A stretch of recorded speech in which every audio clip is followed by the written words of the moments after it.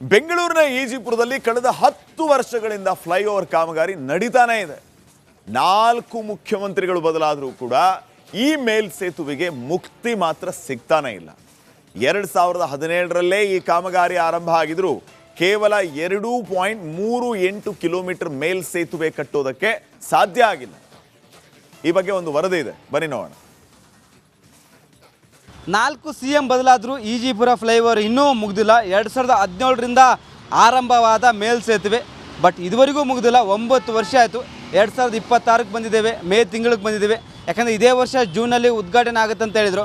But ಉದ್ಘಾಟನೆ ಆಗುವ ಯಾವುದೇ ಲಕ್ಷಣ ಕಾಣ್ತಿಲ್ಲ. ನೋಡಿ, ಇನ್ನೂ ಕಾಮಗಾರಿ ನಡೀತಾ ಇದೆ. ಯಾಕಂದರೆ 2.38 ಕಿಲೋಮೀಟರ್ ಉದ್ದವಾದ ಮೇಲ್ಸೇತುವೆ ಇದು. ಇಂದಿರಾನಗರ, ಸರ್ಜಾಪುರ, ಕೋರಮಂಗಲ ಈ ಒಂದು ಭಾಗಕ್ಕೆ ಕನೆಕ್ಟಿವಿಟಿ ಕೊಡುತ್ತೆ. ಯಾಕಂದರೆ ಇಲ್ಲಿ ಹೆವಿ ಟ್ರಾಫಿಕ್ ಇರುತ್ತೆ. ಆ ಒಂದು ದೃಷ್ಟಿಯಿಂದ ಈ ಒಂದು ಮೇಲ್ಸೇತುವೆ ಮಾಡಿದರು. ಬಟ್ ಇದುವರೆಗೂ ಮುಗಿದಿಲ್ಲ. ಯಾಕಂದರೆ ಇಲ್ಲಿನ ಸಾರ್ವಜನಿಕರು ವಾಹನ ಸೌಕರ್ಯ ಟ್ರೋಲ್ ಮೇಲೆ ಟ್ರೋಲ್ ಮಾಡಿದರು. ಈ ಒಂದು ಮೇಲ್ಸೇತುವೆ ಮುಗಿಯೋದಿಲ್ಲ, 2050ಕ್ಕೆ ಮುಗಿಯುತ್ತೆ. ಹೀಗಾಗಿ 3D ಮುಖಾಂತರ ಟ್ರೋಲ್ ಮಾಡಿದರು. ಸರ್ಕಾರದ ಆಕ್ರೋಶ ಹೊರಹಾಕಿದ್ರು. ಒಂದು ಕಡೆ DCM ಅವರು, ಕಮಿಷನರು ಎಲ್ಲ ಬಂದು ಪರಿಶೀಲನೆ ಮಾಡಿದರು. ಬಟ್ ಇದುವರೆಗೂ ಮುಗಿದಿಲ್ಲ. ಯಾಕಂದರೆ 2017 ಕಾಮಗಾರಿ ಆರಂಭವಾಗಿದೆ. 2021-22ಕ್ಕೆ ಈ ಒಂದು ಕಾಮಗಾರಿ ಮುಗಬೇಕಿತ್ತು. ಬಟ್ ಗುತ್ತಿಗೆದಾರರು ಕೈ ಕೊಟ್ಟು ಅರ್ಧಂಬರ್ಧ ಕಾಮಗಾರಿ ಮಾಡಿ ಕೈ ಬಿಟ್ಟರು. ಅದಾದ ಮೇಲೆ ಇಂಜಿನಿಯರ್ಗಳು ಬೇರೆ ಬೇರೆ ಕಡೆ ವರ್ಗಾವಣೆ ಆದರು. ಹೀಗಾಗಿ ತುಂಬ ಸಮಸ್ಯೆ ಆಗಿದೆ. ಮತ್ತು ಇದು ಕ್ವಾಲಿಟಿ ಬಗ್ಗೆ ಚೆಕ್ ಮಾಡಬೇಕಾಗತ್ತೆ. ಯಾಕಂದರೆ ರಾಡ್ಗಳೆಲ್ಲ ಜಂಗ್ ಬಂದು ಹೋಗಿದೆ. 9 ವರ್ಷದಿಂದ ಈ ಒಂದು ಕಟ್ತಾ ಬಂದಿದ್ದಾರೆ. ರಾಡ್ಗಳೆಲ್ಲ ಜಂಗ್ ಬಂದು ಹೋಗಿದೆ. ಯಾಕಂದರೆ ಈ ಹಿಂದೆ ಒಂದು ಕಡೆ ಬೇಸ್ಮೆಂಟ್ ಅಂದರೆ ಕಾಂಕ್ರೀಟ್ ಕೆಳಗೆ ಬಿದ್ದಿತ್ತು ಆಟೋ ಚಾಲಕರ ಮೇಲೆ. ಹೀಗಾಗಿ ಕ್ವಾಲಿಟಿ ಬಗ್ಗೆ ಚೆಕ್ ಮಾಡಬೇಕಾಗತ್ತೆ. ಇನ್ನೇನು ಇದೇ ವರ್ಷ ಉದ್ಘಾಟನೆ ಆಗುತ್ತೆ ಅಂತ ಹೇಳಿದ್ರು. ಬಟ್ ಡೌಟ್ ಆಗಿದೆ. ಯಾಕಂದರೆ ಸರ್ಜಾಪುರ, ಕೋರಮಂಗಲ ಮತ್ತು ಇಂದಿರಾನಗರಕ್ಕೆ ಈ ಒಂದು ಕನೆಕ್ಟಿವಿಟಿ ಆಗುತ್ತೆ ಮೇಲ್ಸೇತುವೆ. 2.38 ಕಿಲೋಮೀಟ್ರ್ ಇದೆ. 9 ವರ್ಷ ಟೈಮ್ ತೊಗೊಂಡಿದ್ದಾರೆ. ಟ್ರಾಫಿಕ್ ಜಾಸ್ತಿ ಆಗ್ತಿದೆ. ಯಾಕಂದರೆ 9 ವರ್ಷದಿಂದ ಹೆವಿ ಟ್ರಾಫಿಕ್ ಈ ಒಂದು ಭಾಗದಲ್ಲಿ ಕಾಣ್ತಾ ಇದೆ. ಒಂದು ಕಡೆ ಟ್ರಾಫಿಕ್ ಪೊಲೀಸರು ಹರಸಾಹಸ ಪಡ್ತಾ ಇದ್ದಾರೆ. ಹೀಗಾಗಿ ಇಲ್ಲಿ ಒಂದು ಕಡೆ ವಾಹನ ಸವರು ಕಿಡಿಕಾಡ್ತಿದ್ದಾರೆ ಬೇಗ ಕಾಮಗಾರಿ ಮುಗಿಸಿ ಅಂತ. ಬಟ್ ಮುಗಿಯುವ ಲಕ್ಷಣ ಕಾಣ್ತಿಲ್ಲ. ಮುಂದಿನ ವರ್ಷ 2027ರವರೆಗೂ ಈ ಒಂದು ಕಾಮಗಾರಿ ಮುಗಿಬೋದು ಅಂತಲೂ ಹೇಳಬಹುದು. ಯಾಕಂದರೆ ಒಂದು ಕಡೆ ಭೂಸ್ವಾಧೀನ ವಿಚಾರವಾಗಿ ತೊಂದರೆ ಇತ್ತು. ಯಾಕಂದರೆ ಒಂದು ಕಾಮಗಾರಿ ಮಾಡಬೇಕಂದ್ರೆ ಭೂಸ್ವಾಧೀನ ಮಾಡಿಕೊಂಡು ಎಲ್ಲ ಕಾಮಗಾರಿ ಮಾಡಬೇಕಿತ್ತು. ಇವರು ಏಕಾಏಕಿ ಕಾಮಗಾರಿ ಆರಂಭ ಮಾಡಿದರೆ ಬಟ್ ಕೆಲವೊಂದು ಕಡೆ ಭೂಸ್ವಾಧೀನ ಸಹ ಆಗಿದ್ದಿಲ್ಲ. ಬಟ್ ಇದೀಗ ಎಲ್ಲ ಕ್ಲಿಯರೆನ್ಸ್ ಸಿಕ್ಕಿದೆ. ಜೂನ್ ಅಂತ್ಯದ ಒಳಗೆ ಈ ಒಂದು ಕಾಮಗಾರಿ ಮುಗಿಸುವಂತ ಕಮಿಷನರ್ ಹೇಳಿದ್ದಾರೆ. ಬಟ್ ಇದುವರೆಗೂ ಆಗಲೇ 70% ಕೆಲಸ ಮುಗಿದೆ. ಇನ್ನೂ 30% ಮಾಡಬೇಕಂದ್ರೆ ಇನ್ನೊಂದು ವರ್ಷ ಬೇಕಾಗುತ್ತೆ ಎಂಬುದು ಒಂದು ಕಡೆ ವಾಹನ ಸವರು ಆಕ್ರೋಶ ಹೊರ ಹಾಕ್ತಿದ್ದಾರೆ. ಹೀಗಾಗಿ ಎಲ್ಲೇ ಒಂದು ಕಡೆ ಈ ಒಂದು ಮೇಲ್ಸೇತುವೆ, ಈಜಿಪುರ ಮೇಲ್ಸೇತುವೆ ಹೆವಿ ಟ್ರೋಲ್ ಆಗಿತ್ತು. ಒಂದು ಕಡೆ ಬೇರೆ ಬೇರೆ ರಾಜ್ಯದವರು ಈ ಒಂದು ಫ್ಲೈಓವರ್ ವಿಚಾರವಾಗಿ ಚರ್ಚೆ ಮಾಡ್ತಿದ್ರು. ಹೀಗಾಗಿ ಬೇಗ ಈ ಒಂದು ಕಾಮಗಾರಿಯನ್ನು ಫ್ಲೈಓವರನ್ನು ಮುಗಿಸಿ ಅಂತ ಒಂದು ಕಡೆ ಸಾರ್ವಜನಿಕರು, ವಾಹನ ಸವರು ಒತ್ತಾಯ ಮಾಡ್ತಿದ್ದಾರೆ. ಕ್ಯಾಮ್ರಾ ಪರ್ಸನ್ ಮಂಜು ಜೊತೆ ವೀರೇಶ್, ರಿಪಬ್ಲಿಕ್ ಕನ್ನಡ, ಬೆಂಗಳೂರು. ಫ್ಲೈಓವರ್ಗಳಿಂದ ಏನೆಲ್ಲ ತೊಂದರೆ ಆಗ್ತಾ ಇದೆ, ಏನು ಉದ್ದೇಶಿತ ವಿಚಾರ, ಇವೆಲ್ಲವನ್ನು ಕೂಡ ನಾವು ಇನ್ನೊಂದು ಸರಿ ನೋಡ್ತಾ ಹೋದರೆ, ಮುಖ್ಯವಾಗಿ ಟ್ರಾಫಿಕ್ ಜಾಮ್ ತಪ್ಪಿಸೋದಕ್ಕೆ ಸರ್ಕಾರದ ಸರಣಿ ಪ್ಲ್ಯಾನ್ ಏನು ಅಂತಂದರೆ ಫ್ಲೈಓವರ್ಗಳನ್ನು ಕಟ್ಟೋಣ, ಟ್ರಾಫಿಕ್ ಜಾಮ್ ಕಡಿಮೆ ಮಾಡೋಣ, ಪರ್ಯಾಯ ಮಾರ್ಗಗಳನ್ನು ನೋಡ್ಕೊಳ್ಳೋಣ ಅಂತ ಹೇಳಿ ಹೊಸದಾಗಿ 5 ಕಡೆ ಫ್ಲೈಓವರ್ಗಳ ನಿರ್ಮಾಣಕ್ಕೆ ಸರ್ಕಾರ ಈಗ ಪ್ಲ್ಯಾನನ್ನು ಮಾಡಿದೆ. 5 ಕಡೆ ಫ್ಲೈಓವರ್ ಮಾಡಬೇಕು ಅಂತ ಹೇಳಿ. ಎಲ್ಲೆಲ್ಲಿ ಅಂದರೆ ಯಲಹಂಕ, ದೊಮ್ಸಂದ್ರ, RR ನಗರ, ವೀರಭದ್ರನಗರ, ಇಲ್ಲೆಲ್ಲ ಕಡೆನೂ ಫ್ಲೈಓವರ್ಗಳನ್ನು ಮಾಡಬೇಕು ಅಂತ ಹೇಳಿ, ಇದರಿಂದ ಅನುಕೂಲ ಆಗುತ್ತೆ ಅಂತ ಹೇಳಿ. ಕೇವಲ ಫ್ಲೈಓವರ್ಗಳಲ್ಲ, ಫ್ಲೈಓವರ್ಗಳ ಜೊತೆಗೆ ಅಂಡರ್ ಪಾಸ್ಗಳನ್ನು ಕೂಡ ನಿರ್ಮಾಣ ಮಾಡಬೇಕು ಅನ್ನುವಂಥದ್ದು ಸರ್ಕಾರದ ಪ್ಲ್ಯಾನ್ ಆಗಿದೆ. ಆದರೆ ಮಳೆ ಬಂದರೆ ಮೃತ್ಯು ಕೂಪಗಳಾಗ್ತಾ ಇರೋದು ಈ ಅಂಡರ್ ಪಾಸ್ಗಳು. ನೀರು ತುಂಬ್ಕೊಂಡ್ಬಿಡುತ್ತೆ. ಈಗಾಗಲೇ ಹಲವು ಅಂಡರ್ ಪಾಸ್ಗಳ ಉದಾಹರಣೆಯನ್ನು ನಾವು ಕೊಡಬಲ್ವಿ, ಅಲ್ಲಿ ಎಷ್ಟೆಲ್ಲ ತೊಂದರೆ ಆಗ್ತಾ ಇದೆ ಅಂತ. KR ಸರ್ಕಲ್ ಕಡೆ ಅಂಡರ್ ಪಾಸ್ ಒಂದು ಸ್ವಲ್ಪ ಮಳೆ ಬಂದರೆ ಸಾಕು, ನೀರಿನಿಂದ ಸಂಪೂರ್ಣವಾಗಿ ಮುಚ್ಚಿ ಹೋಗುತ್ತೆ. ವಾಹನಗಳು ಎಲ್ಲಿ ಹೋಗಬೇಕು? ಇದು ತೊಂದರೆ. ಮಳೆ ಬಂದರೆ ಇವೆಲ್ಲ ಈ ರೀತಿ ಸಮಸ್ಯೆ ಆಗುತ್ತೆ. ಇನ್ನು ಮತ್ತಷ್ಟು ಡಬಲ್ ಡೆಕ್ಕರ್ ಫ್ಲೈಓವರ್ ನಿರ್ಮಾಣಕ್ಕೂ ಕೂಡ ಸರ್ಕಾರ ಸಿದ್ಧತೆಯನ್ನು ಮಾಡಿಕೊಳ್ತಾ ಇದೆ. ಎಲಿವೇಟೆಡ್ ಕಾರಿಡಾರ್ ಮತ್ತು ಸುರಂಗ ಮಾರ್ಗಕ್ಕೂ ಕೂಡ ಚಿಂತನೆ ಸರ್ಕಾರದ ಎದುರುಗಡೆ ಇದೆ. ಇವೆಲ್ಲವನ್ನು ಕೂಡ ಇಂಪ್ಲಿಮೆಂಟ್ ಮಾಡೋದಕ್ಕೆ 13,262 ಕೋಟಿ ರೂಪಾಯಿ ವೆಚ್ಚದಲ್ಲಿ 11 ಹೊಸ ಎಲಿವೇಟೆಡ್ ಕಾರಿಡಾರ್ಗಳನ್ನು ನಿರ್ಮಾಣ ಮಾಡೋದಕ್ಕೆ ಸರ್ಕಾರ ಯೋಜನೆ ರೂಪಿಸಿದೆ. ಬಾಣಸ್ವಾಡಿಯಲ್ಲಿ ಎಲಿವೇಟೆಡ್ ರೋಟರಿ ಫ್ಲೈ ಓವರ್ ನಿರ್ಮಾಣಕ್ಕೂ ಕೂಡ 436 ಕೋಟಿ ರೂಪಾಯಿ ವೆಚ್ಚದಲ್ಲಿ ಎಲಿವೇಟೆಡ್ ರೋಟರಿ ಫ್ಲೈ ಓವರ್ ನಿರ್ಮಾಣ ಮಾಡೋದಕ್ಕೆ ಸರ್ಕಾರ ಪ್ಲಾನ್ ಮಾಡಿದೆ. 300 ಕಿಲೋಮೀಟರ್ ಉದ್ದದ ಬಫರ್ ರಸ್ತೆ ನಿರ್ಮಾಣ ಮಾಡೋದಕ್ಕೂ ಕೂಡ ಚಿಂತನೆ ನಡೆದಿದೆ. ಈ ರೀತಿ ಮೊದಲ ಹಂತದಲ್ಲಿ 47 ಕಿಲೋಮೀಟರ್ ಉದ್ದದ ರಸ್ತೆ ಕಾಮಗಾರಿಯನ್ನ ಕೈಗೆತ್ತಿಕೊಳ್ಳೋದಕ್ಕೆ ಸರ್ಕಾರ ಈಗಾಗಲೇ ಸಿದ್ಧ ಆಗಿದೆ. 40 ಕಿಲೋಮೀಟರ್ ಉದ್ದದ ಸುರಂಗ ಮಾರ್ಗ ನಿರ್ಮಿಸುವುದಕ್ಕೂ ಕೂಡ ಸರ್ಕಾರ ಈಗಾಗಲೇ ಪ್ಲಾನ್ ರೂಪಿಸಿದೆ. ಸೊ 40,000 ಕೋಟಿ ರೂಪಾಯಿ ವೆಚ್ಚದಲ್ಲಿ ಟನಲ್ ರೋಡ್ಗೆ ಪ್ರಸ್ತಾವನೆ ಕೂಡ. PPP ಮಾದರಿಯಲ್ಲಿ ಸುರಂಗ ಮಾರ್ಗಕ್ಕೆ ಸರ್ಕಾರ ಚಿಂತನೆಯನ್ನು ನಡೆಸಿದೆ.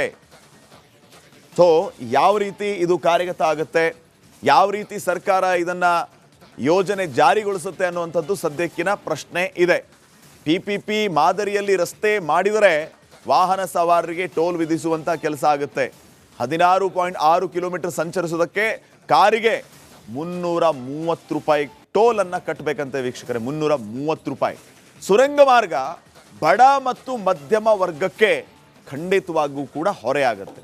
16 ಕಿಲೋಮೀಟರ್ಗೆ 330 ರೂಪಾಯಿ ಕೊಡಬೇಕು ಅಂತಂದರೆ ಎಲ್ಲಿಂದ ಕೊಡಬೇಕು ಬಡವರು? ಇದು ಸದ್ಯಕ್ಕಿನ ಪ್ರಶ್ನೆ ಆಗುತ್ತೆ.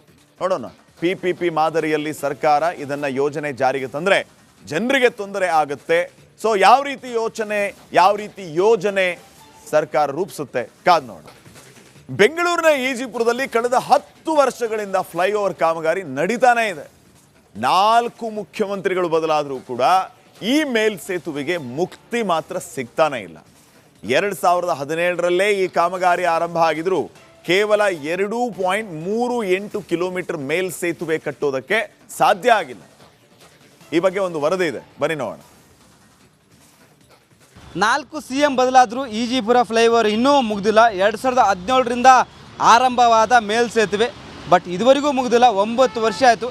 2026ಕ್ಕೆ ಬಂದಿದ್ದೇವೆ, ಮೇ ತಿಂಗಳಿಗೆ ಬಂದಿದ್ದೇವೆ. ಯಾಕಂದರೆ ಇದೇ ವರ್ಷ ಜೂನಲ್ಲಿ ಉದ್ಘಾಟನೆ ಆಗುತ್ತೆ ಅಂತ ಹೇಳಿದರು, ಬಟ್ ಉದ್ಘಾಟನೆ ಆಗುವ ಯಾವುದೇ ಲಕ್ಷಣ ಕಾಣ್ತಿಲ್ಲ. ನೋಡಿ, ಇನ್ನೂ ಕಾಮಗಾರಿ ನಡೀತೇ ಇದೆ. ಯಾಕಂದರೆ 2.38 ಕಿಲೋಮೀಟರ್ ಉದ್ದವಾದ ಮೇಲ್ಸೇತುವೆ ಇದು.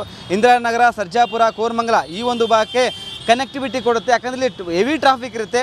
ಆ ಒಂದು ದೃಷ್ಟಿಯಿಂದ ಈ ಒಂದು ಮೇಲ್ಸೇತುವೆ ಮಾಡಿದರು, ಬಟ್ ಇದುವರೆಗೂ ಮುಗಿದಿಲ್ಲ. ಯಾಕಂದರೆ ಇಲ್ಲಿನ ಸಾರ್ವಜನಿಕರು ವಾಹನ ಸೌಕರ್ಯ ಟ್ರೋಲ್ ಮೇಲೆ ಟ್ರೋಲ್ ಮಾಡಿದರು. ಈ ಒಂದು ಮೇಲ್ಸೇತುವೆ ಮುಗಿಯೋದಿಲ್ಲ, 2050ಕ್ಕೆ ಮುಗಿಯುತ್ತೆ. ಹೀಗಾಗಿ 3D ಮುಖಾಂತರ ಟ್ರೋಲ್ ಮಾಡಿದರು. ಸರ್ಕಾರ ವಿರುದ್ಧ ಆಕ್ರೋಶ ಹೊರಹಾಕಿದ್ರು. ಒಂದು ಕಡೆ DCM ಅವರು, ಕಮಿಷನರು ಎಲ್ಲ ಬಂದು ಪರಿಶೀಲನೆ ಮಾಡಿದರು, ಬಟ್ ಇದುವರೆಗೂ ಮುಗಿದಿಲ್ಲ. ಯಾಕಂದರೆ 2017 ಕಾಮಗಾರಿ ಆರಂಭವಾಗಿದೆ. 2021-22ಕ್ಕೆ ಈ ಒಂದು ಕಾಮಗಾರಿ ಮುಗಬೇಕಿತ್ತು, ಬಟ್ ಗುತ್ತಿಗೆದಾರರು ಕೈ ಕೊಟ್ಟು ಅರ್ಧಂಬರ್ಧ ಕಾಮಗಾರಿ ಮಾಡಿ ಕೈ ಬಿಟ್ಟರು. ಅದಾದ ಮೇಲೆ ಇಂಜಿನಿಯರ್ಗಳು ಬೇರೆ ಬೇರೆ ಕಡೆ ವರ್ಗಾವಣೆ ಆದರು. ಹೀಗಾಗಿ ತುಂಬ ಸಮಸ್ಯೆ ಆಗಿದೆ. ಮತ್ತು ಇದು ಕ್ವಾಲಿಟಿ ಬಗ್ಗೆ ಚೆಕ್ ಮಾಡಬೇಕಾಗತ್ತೆ. ಯಾಕಂದರೆ ರಾಡ್ಗಳೆಲ್ಲ ಜಂಗ್ ಬಂದು ಹೋಗಿದೆ. 9 ವರ್ಷದಿಂದ ಈ ಒಂದು ಕಟ್ತಾ ಬಂದಿದ್ದಾರೆ, ರಾಡ್ಗಳೆಲ್ಲ ಜಂಗ್ ಬಂದು ಹೋಗಿದೆ. ಯಾಕಂದರೆ ಈ ಹಿಂದೆ ಒಂದು ಕಡೆ ಬೇಸ್ಮೆಂಟ್ ಅಂದರೆ ಕಾಂಕ್ರೀಟ್ ಕೆಳಗೆ ಬಿದ್ದಿತ್ತು ಆಟೋ ಚಾಲಕರ ಮೇಲೆ. ಹೀಗಾಗಿ ಕ್ವಾಲಿಟಿ ಬಗ್ಗೆ ಚೆಕ್ ಮಾಡಬೇಕಾಗತ್ತೆ. ಇನ್ನೇನು ಇದೇ ವರ್ಷ ಉದ್ಘಾಟನೆ ಆಗುತ್ತೆ ಅಂತ ಹೇಳಿದ್ರು, ಬಟ್ ಡೌಟ್ ಆಗಿದೆ. ಯಾಕಂದರೆ ಸರ್ಜಾಪುರ, ಕೋರಮಂಗಲ ಮತ್ತು ಇಂದಿರಾನಗರಕ್ಕೆ ಈ ಒಂದು ಕನೆಕ್ಟಿವಿಟಿ ಆಗುತ್ತೆ ಮೇಲ್ಸೇತುವೆ. 2.38 ಕಿಲೋಮೀಟರ್ ಇದೆ. 9 ವರ್ಷ ಟೈಮ್ ತೊಗೊಂಡಿದ್ದಾರೆ. ಟ್ರಾಫಿಕ್ ಜಾಸ್ತಿ ಆಗ್ತಿದೆ. ಯಾಕಂದರೆ 9 ವರ್ಷದಿಂದ ಹೆವಿ ಟ್ರಾಫಿಕ್ ಈ ಒಂದು ಭಾಗದಲ್ಲಿ ಕಾಣ್ತಾ ಇದೆ. ಒಂದು ಕಡೆ ಟ್ರಾಫಿಕ್ ಪೊಲೀಸರು ಹರಸಾಹಸ ಪಡ್ತಾ ಇದ್ದಾರೆ. ಹೀಗಾಗಿ ಇಲ್ಲಿ ಒಂದು ಕಡೆ ವಾಹನ ಸವರು ಕಿಡಿಕಾಡ್ತಿದ್ದಾರೆ ಬೇಗ ಕಾಮಗಾರಿ ಮುಗಿಸಿ ಅಂತ, ಬಟ್ ಮುಗಿಯುವ ಲಕ್ಷಣ ಕಾಣ್ತಿಲ್ಲ. ಮುಂದಿನ ವರ್ಷ 2027ರವರೆಗೂ ಈ ಒಂದು ಕಾಮಗಾರಿ ಮುಗಿಬೋದು ಅಂತಲೂ ಹೇಳಬಹುದು. ಯಾಕಂದರೆ ಒಂದು ಕಡೆ ಭೂಸ್ವಾಧೀನ ವಿಚಾರವಾಗಿ ತೊಂದರೆ ಇತ್ತು. ಯಾಕಂದರೆ ಒಂದು ಕಾಮಗಾರಿ ಮಾಡಬೇಕಂದ್ರೆ ಭೂಸ್ವಾಧೀನ ಮಾಡಿಕೊಂಡು ಎಲ್ಲ ಕಾಮಗಾರಿ ಮಾಡಬೇಕಿತ್ತು. ಇವರು ಏಕಾಏಕಿ ಕಾಮಗಾರಿ ಆರಂಭ ಮಾಡಿದರೆ, ಬಟ್ ಕೆಲವೊಂದು ಕಡೆ ಭೂಸ್ವಾಧೀನ ಸಹ ಆಗಿದ್ದಿಲ್ಲ. ಬಟ್ ಇದೀಗ ಎಲ್ಲ ಕ್ಲಿಯರೆನ್ಸ್ ಸಿಕ್ಕಿದೆ. ಜೂನ್ ಅಂತ್ಯದ ಒಳಗೆ ಈ ಒಂದು ಕಾಮಗಾರಿ ಮುಗಿಸುವಂತ ಕಮಿಷನರ್ ಹೇಳಿದ್ದಾರೆ, ಬಟ್ ಇದುವರೆಗೂ ಆಗಲೇ 70% ಕೆಲಸ ಮುಗಿದೆ. ಇನ್ನೂ 30% ಮಾಡಬೇಕಂದ್ರೆ ಇನ್ನೊಂದು ವರ್ಷ ಬೇಕಾಗುತ್ತೆ ಎಂಬುದು ಒಂದು ಕಡೆ ವಾಹನ ಸವರು ಆಕ್ರೋಶ ಹೊರ ಹಾಕ್ತಿದ್ದಾರೆ. ಹೀಗಾಗಿ ಎಲ್ಲೇ ಒಂದು ಕಡೆ ಈ ಒಂದು ಮೇಲ್ಸೇತುವೆ, ಈಜಿಪುರ ಮೇಲ್ಸೇತುವೆ ಹೆವಿ ಟ್ರೋಲ್ ಆಗಿತ್ತು. ಒಂದು ಕಡೆ ಬೇರೆ ಬೇರೆ ರಾಜ್ಯದವರು ಈ ಒಂದು ಫ್ಲೈಓವರ್ ವಿಚಾರವಾಗಿ ಚರ್ಚೆ ಮಾಡ್ತಿದ್ರು. ಹೀಗಾಗಿ ಬೇಗ ಈ ಒಂದು ಕಾಮಗಾರಿಯನ್ನು ಫ್ಲೈಓವರನ್ನು ಮುಗಿಸಿ ಅಂತ ಒಂದು ಕಡೆ ಸಾರ್ವಜನಿಕರು, ವಾಹನ ಸವರು ಒತ್ತಾಯ ಮಾಡ್ತಿದ್ದಾರೆ. ಕ್ಯಾಮ್ರಾ ಪರ್ಸನ್ ಮಂಜು ಜೊತೆ ವೀರೇಶ್, ರಿಪಬ್ಲಿಕ್ ಕನ್ನಡ, ಬೆಂಗಳೂರು. ಫ್ಲೈಓವರ್ಗಳಿಂದ ಏನೆಲ್ಲ ತೊಂದರೆ ಆಗ್ತಾ ಇದೆ, ಏನು ಉದ್ದೇಶಿತ ವಿಚಾರ, ಇವೆಲ್ಲವನ್ನು ಕೂಡ ನಾವು ಇನ್ನೊಂದು ಸರಿ ನೋಡ್ತಾ ಹೋದರೆ, ಮುಖ್ಯವಾಗಿ ಟ್ರಾಫಿಕ್ ಜಾಮ್ ತಪ್ಪಿಸೋದಕ್ಕೆ ಸರ್ಕಾರದ ಸರಣಿ ಪ್ಲ್ಯಾನ್ ಏನು ಅಂತಂದರೆ ಫ್ಲೈಓವರ್ಗಳನ್ನು ಕಟ್ಟೋಣ, ಟ್ರಾಫಿಕ್ ಜಾಮ್ ಕಡಿಮೆ ಮಾಡೋಣ, ಪರ್ಯಾಯ ಮಾರ್ಗಗಳನ್ನು ನೋಡ್ಕೊಳ್ಳೋಣ ಅಂತ ಹೇಳಿ ಹೊಸದಾಗಿ 5 ಕಡೆ ಫ್ಲೈಓವರ್ಗಳ ನಿರ್ಮಾಣಕ್ಕೆ ಸರ್ಕಾರ ಈಗ ಪ್ಲ್ಯಾನನ್ನು ಮಾಡಿದೆ. 5 ಕಡೆ ಫ್ಲೈಓವರ್ ಮಾಡಬೇಕು ಅಂತ ಹೇಳಿ. ಎಲ್ಲೆಲ್ಲಿ ಅಂದರೆ ಯಲಹಂಕ, ದೊಮ್ಸಂದ್ರ, RR ನಗರ, ವೀರಭದ್ರ ನಗರ, ಇಲ್ಲೆಲ್ಲ ಕಡೆನೂ ಫ್ಲೈಓವರ್ಗಳನ್ನು ಮಾಡಬೇಕು ಅಂತ ಹೇಳಿ, ಇದರಿಂದ ಅನುಕೂಲ ಆಗುತ್ತೆ ಅಂತ ಹೇಳಿ. ಕೇವಲ ಫ್ಲೈಓವರ್ಗಳಲ್ಲ, ಫ್ಲೈಓವರ್ಗಳ ಜೊತೆಗೆ ಅಂಡರ್ ಪಾಸ್ಗಳನ್ನು ಕೂಡ ನಿರ್ಮಾಣ ಮಾಡಬೇಕು ಅನ್ನುವಂಥದ್ದು ಸರ್ಕಾರದ ಪ್ಲ್ಯಾನ್ ಆಗಿದೆ. ಆದರೆ ಮಳೆ ಬಂದರೆ ಮೃತ್ಯು ಕೂಪಗಳಾಗ್ತಾ ಇರೋದು ಈ ಅಂಡರ್ ಪಾಸ್ಗಳು. ನೀರು ತುಂಬ್ಕೊಂಡ್ಬಿಡುತ್ತೆ. ಈಗಾಗಲೇ ಹಲವು ಅಂಡರ್ ಪಾಸ್ಗಳ ಉದಾಹರಣೆಯನ್ನು ನಾವು ಕೊಡಬಲ್ವಿ, ಅಲ್ಲಿ ಎಷ್ಟೆಲ್ಲ ತೊಂದರೆ ಆಗ್ತಾ ಇದೆ ಅಂತ. KR ಸರ್ಕಲ್ ಕಡೆ ಅಂಡರ್ ಪಾಸ್ ಒಂದು ಸ್ವಲ್ಪ ಮಳೆ ಬಂದರೆ ಸಾಕು, ನೀರಿನಿಂದ ಸಂಪೂರ್ಣವಾಗಿ ಮುಚ್ಚಿ ಹೋಗುತ್ತೆ. ವಾಹನಗಳು ಎಲ್ಲಿ ಹೋಗಬೇಕು? ಇದು ತೊಂದರೆ. ಮಳೆ ಬಂದರೆ ಇವೆಲ್ಲ ಈ ರೀತಿ ಸಮಸ್ಯೆ ಆಗುತ್ತೆ. ಇನ್ನು ಮತ್ತಷ್ಟು ಡಬಲ್ ಡೆಕ್ಕರ್ ಫ್ಲೈಓವರ್ ನಿರ್ಮಾಣಕ್ಕೂ ಕೂಡ ಸರ್ಕಾರ ಸಿದ್ಧತೆಯನ್ನು ಮಾಡಿಕೊಳ್ತಾ ಇದೆ. ಎಲಿವೇಟೆಡ್ ಕಾರಿಡಾರ್ ಮತ್ತು ಸುರಂಗ ಮಾರ್ಗಕ್ಕೂ ಕೂಡ ಚಿಂತನೆ ಸರ್ಕಾರದ ಎದುರುಗಡೆ ಇದೆ. ಇವೆಲ್ಲವನ್ನು ಕೂಡ ಇಂಪ್ಲಿಮೆಂಟ್ ಮಾಡೋದಕ್ಕೆ 13,262 ಕೋಟಿ ರೂಪಾಯಿ ವೆಚ್ಚದಲ್ಲಿ 11 ಹೊಸ ಎಲಿವೇಟೆಡ್ ಕಾರಿಡಾರ್ಗಳನ್ನು ನಿರ್ಮಾಣ ಮಾಡೋದಕ್ಕೆ ಸರ್ಕಾರ ಯೋಜನೆ ರೂಪಿಸಿದೆ.